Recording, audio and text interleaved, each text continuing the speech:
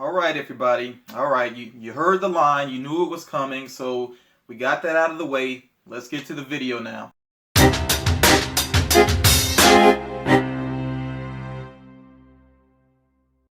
So in this video, I want to focus on the career of M. Night Shyamalan, the writer-director, and I'm not going to do this alone. I will have some help from Matthew Movies. Kill me, I'm here! Kill me!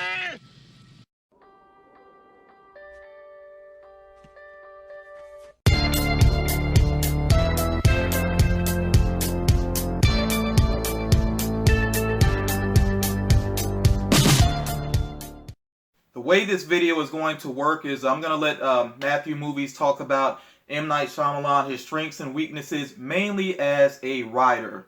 And then I will mainly focus on his strengths and weaknesses as a director. Of course, there will be some crossover because writing, directing, these are things that go hand in hand.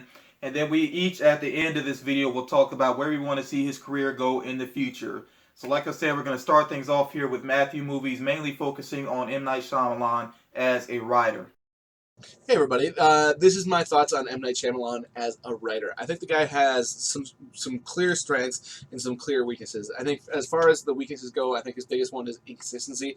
I mean, the guy has made movies like Sixth Sense and Unbreakable that are considered to be classics of the genres, and then he's made movies like The Happening and The Last Airbender that are just completely seen as dog crap, and for good reason on both ends of the spectrum. I think he's come up with some really unique and creative ideas, and then he's also just kind of plumbed the depths of his creativity and come up with ideas that a lot of the time have felt fairly derivative. And as his career kind of went on, there was a large portion of it that seemed to be like he was just doing things, like a lot of his movies that felt like takes on other things that directors had done before. Like I feel like with Lady in the Water, he was trying to make like a modern The Never-Ending Story, but without all the sci-fi elements, but like the same kind of concept of an idea, and it just didn't work at all. And then Signs, I mean, that ending is so blatantly ripped off from The War of the Worlds, and like the whole. There's so much going on in his career where he was just kind of cherry picking, I felt like,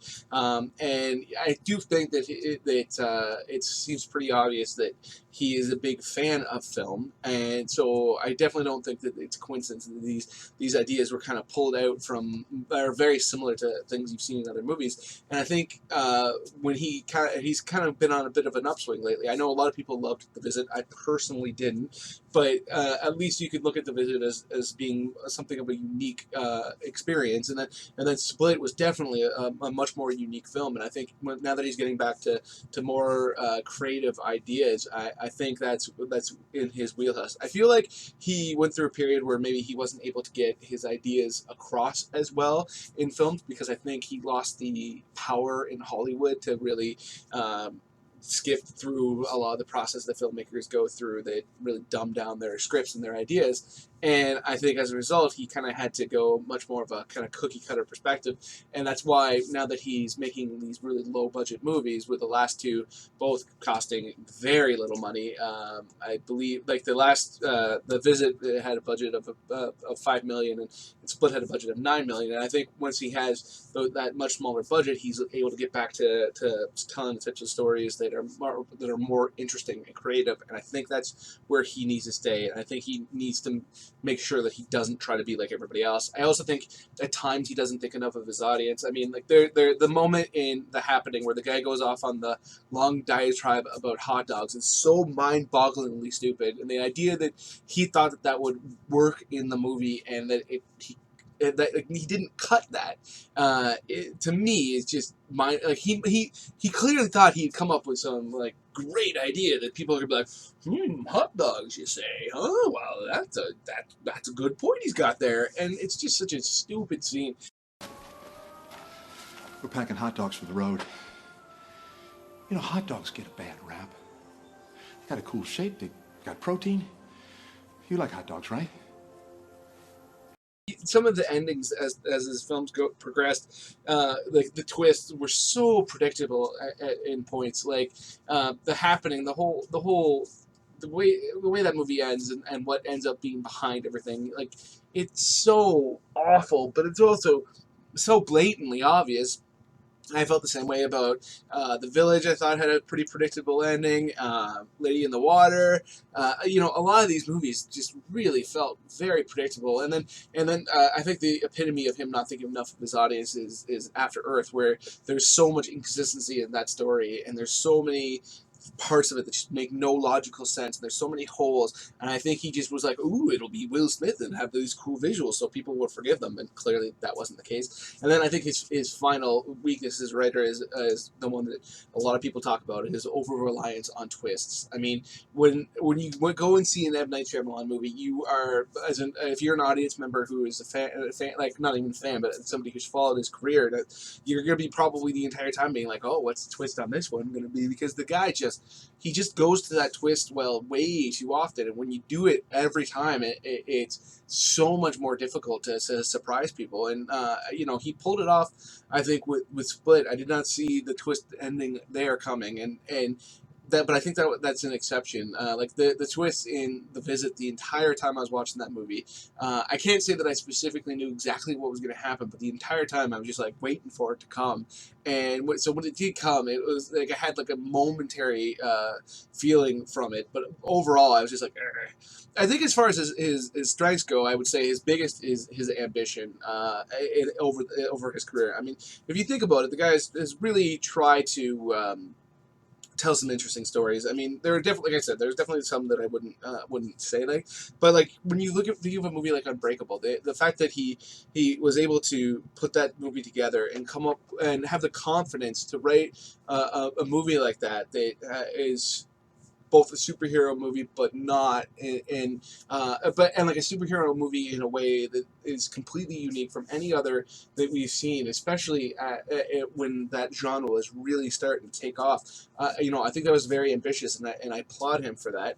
I also say the guy clearly seems to really love film. I've said before, I think that there was times where he pulled too liberally from other movies. Like there's aspects of his films or even whole films that feel like they're just complete rewritings of other films, and that's a major problem. But when you think of movies like the Sixth Sense and stuff like that, there's definitely, you can tell that he's going for a similar feel to like The Shining or something like that. You know what I mean? And I think that's really interesting. And I listed his over reliance on twist as a weakness, but I also got to list his ability to write a good twist as a strength, because there are definitely examples in his films where you were going to be like, you need that gut punch at the end where you didn't like. I would say definitely The Sixth Sense obviously falls into that category. Unbreakable, the Split. I'd say that's probably it. I mean, I know some people felt like the twist in The Village was pretty surprising, so you can include that in there. But the fact that the guy has come up with some of the genre's most memorable twists, you got to give it up to him for that. You like hot dogs, don't you? When it comes to directing, M. Night Shyamalan clearly has talent. He wouldn't still be in the industry, if he didn't have some talent. And the way I look at it when it comes to Hollywood is kind of like, I mean, it is like writing. People that are really talented at it, they find success. On the other hand, people that are absolutely terrible about it, they can actually find an audience as well. It's kind of funny that way. But when you're in that sort of middle ground, that's where it gets to be kind of tough. But like I said, I feel like he definitely has talent as a director. I want to focus on his strengths first. Now, one big strength is his cinematography. I think his movies, they look beautiful. Like the way that he frames his shots, just the things that you see. I feel like there's really not wasted space within his scenes. Everything is there for a purpose, and I appreciate that. I like that there's thought put into it. Like with the Sixth Sense, if you know anything about the Sixth Sense, whenever there was the color red anywhere within the frame, that basically meant that something negative was going to happen. It was kind of a sign that something is off.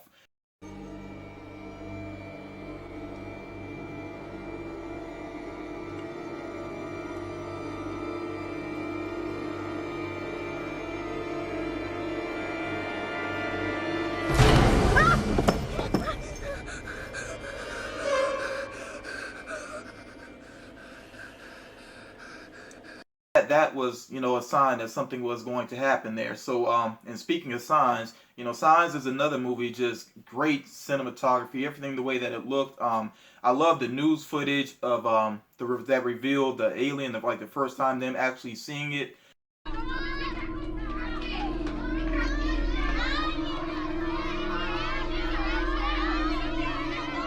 Move, children. Vámonos. Está atrás de garage. Está atrás de ahí. It's behind.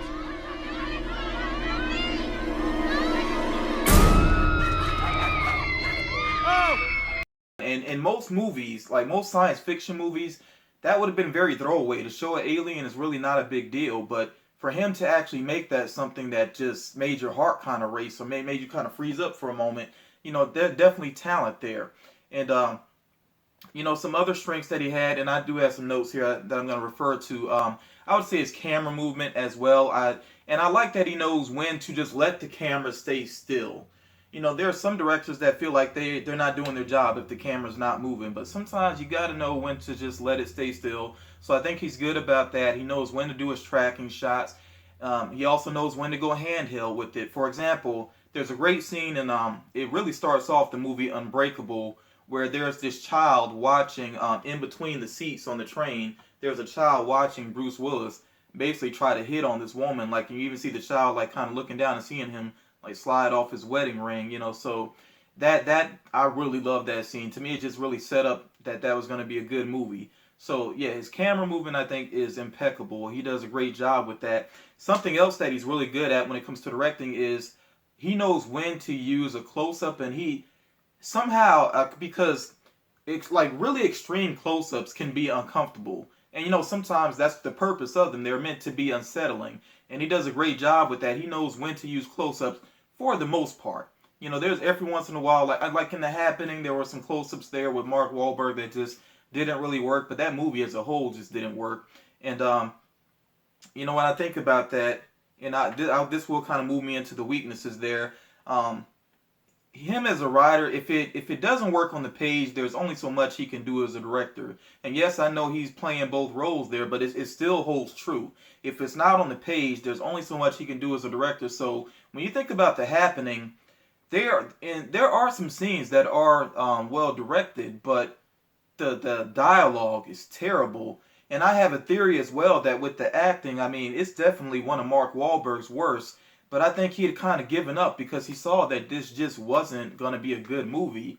And there's even some footage, some behind the scenes footage that's been shared. And I know I've seen it personally before on YouTube of the two of them, Mark Wahlberg, M. Night Shyamalan, having this discussion, and Mark Wahlberg pointing out something in the script that doesn't make any sense.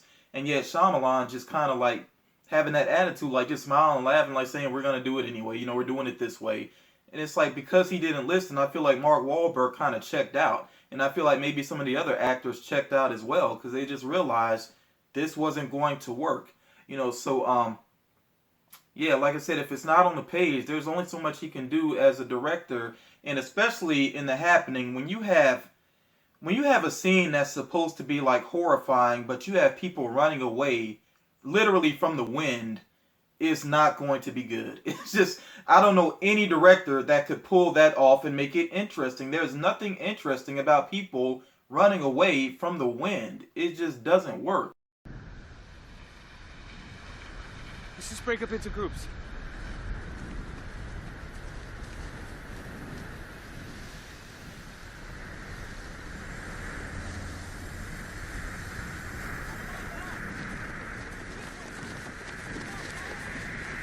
And there are some other issues he's had as well, like with the movie Signs, going back to Signs, which is still one of my favorites of his, but there are definitely some things that don't make sense in it. So, when it finally gets to the end, and there's actually, and I hope that you've seen this movie. I mean, there's really no way to talk about M. Night Shyamalan without getting into spoilers, but when it finally gets to the end and we finally see the alien within the home, it's nice that he shows some restraint, not constantly having the camera on the alien and everything, and using reflections. And I like that he does that too, using reflections sometimes and everything. But the fact that it came down to water being the thing that hurt the aliens was just ridiculous.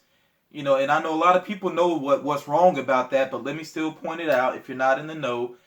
Okay, these highly intelligent aliens, they had to be highly intelligent to make it to our planet, you know, to travel across wherever they came from to make it here. Why in the world would they come to a planet that's 75% water if that's what hurts them? It makes no sense.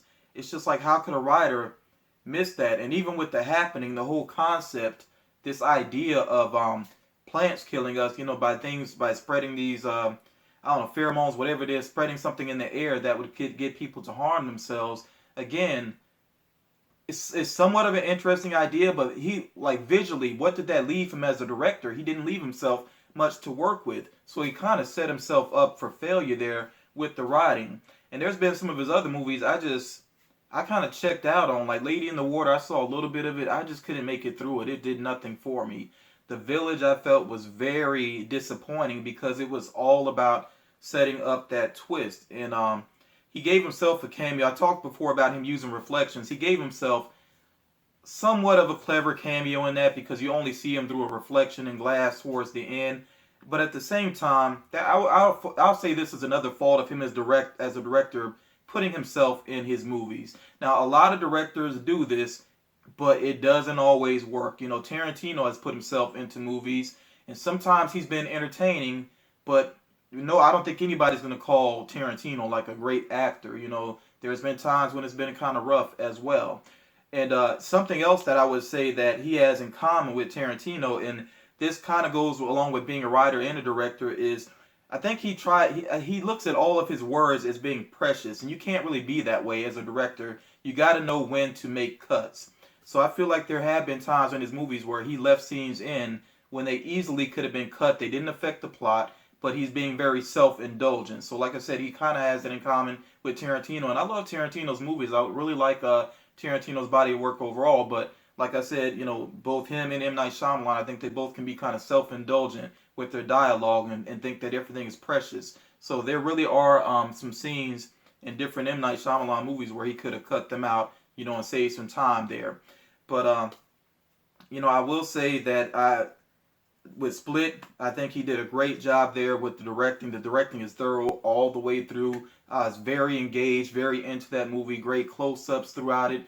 You know, there's a moment where one of the girls is giving another girl some advice to basically to keep herself from being abused. And the close-ups work so well there. Even the opening, like all the shot choices, like, I mean, he did a great job with it. So I really hope that trend continues. You know, we'll see what happens there. But like I said, he's got to get it right on the page so that he can really flourish as a director.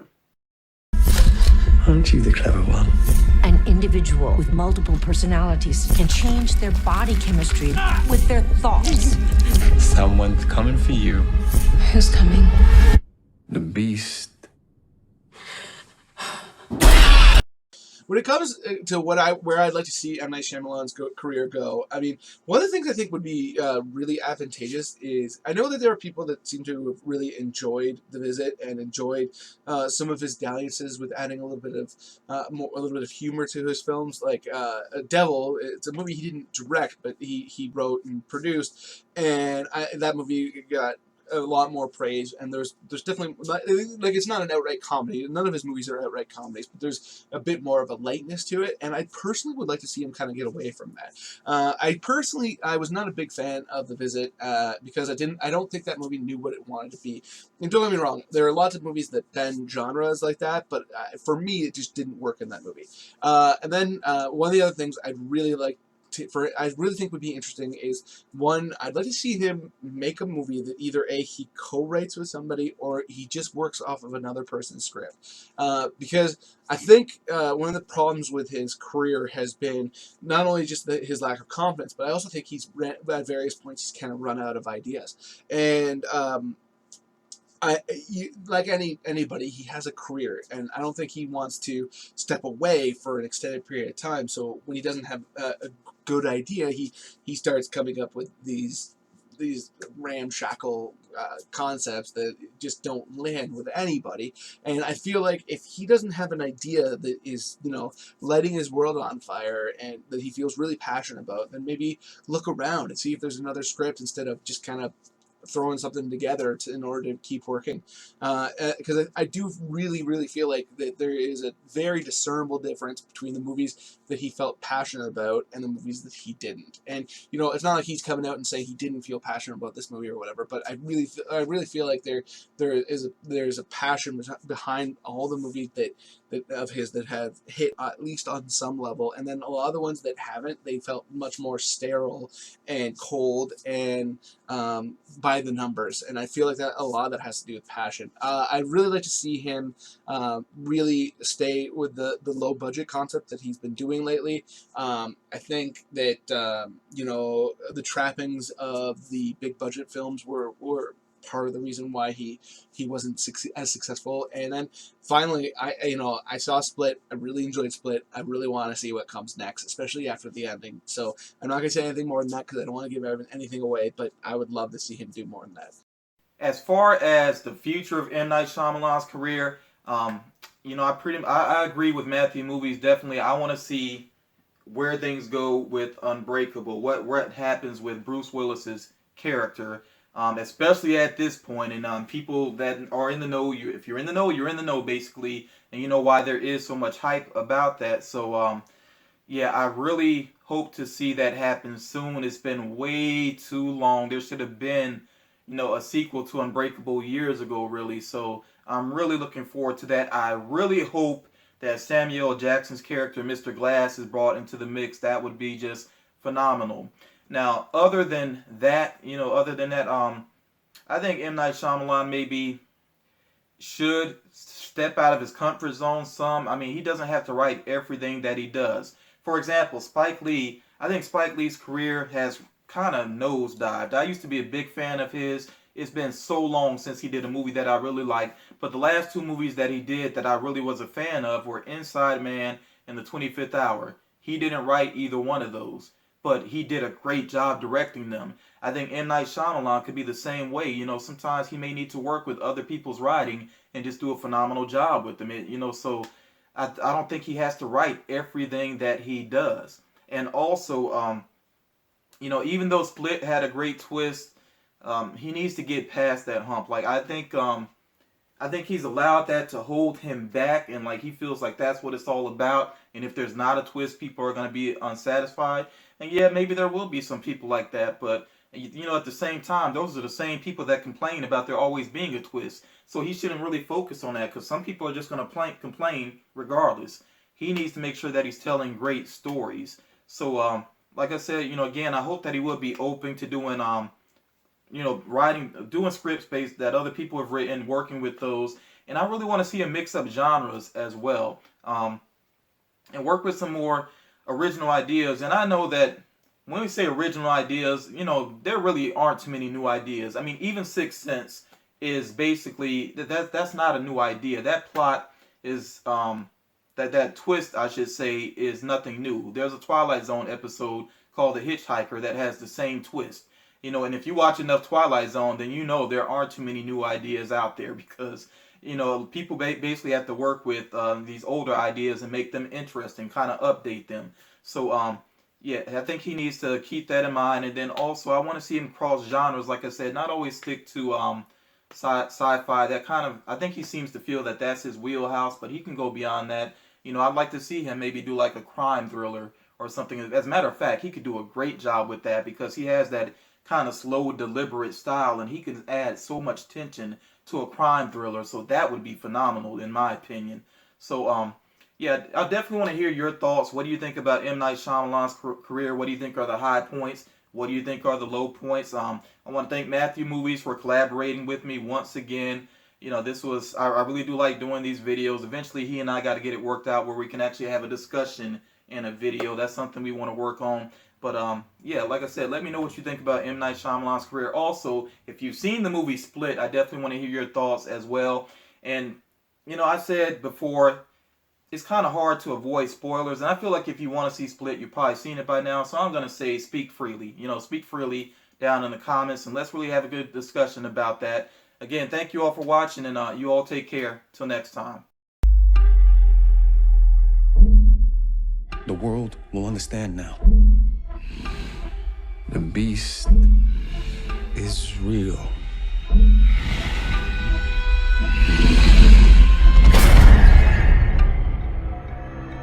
He's done awful things to people, and he'll do awful things to you.